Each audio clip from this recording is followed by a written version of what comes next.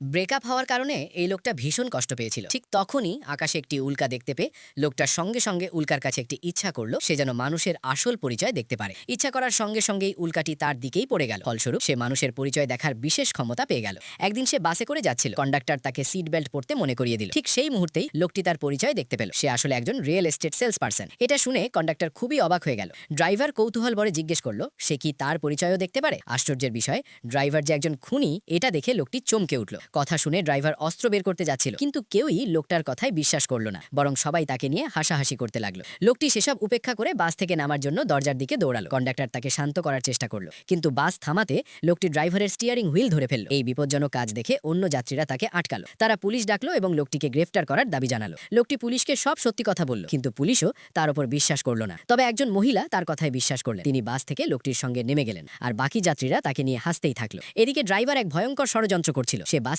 সোজা একটি তেলের ট্যাঙ্কারের মধ্যে ঢুকিয়ে দেয়। খবরটি দেখে সেই মহিলা ভীষণ চমকে গেলেন। লোকটি যে তাকে বাস থেকে নামিয়ে বাঁচিয়েছে সেজন্য তিনি তার কাছে কৃতজ্ঞ হলেন। তাই তিনি লোকটিকে একটি রেস্টুরেন্টে খেতে আমন্ত্রণ জানালেন। ঠিক তখনই লোকটির এক্স গার্লফ্রেন্ডও সেই রেস্টুরেন্টে খেতে এসে হাজির হলো। সে তার নতুন ধনী বয়ফ্রেন্ডকে দেখিয়ে লোকটিকে হেয় করতে লাগলো, কিন্তু লোকটি যখন সেই বয়ফ্রেন্ডের দিকে তাকালো তখন বুঝতে পারলো সেও একজন খুনি।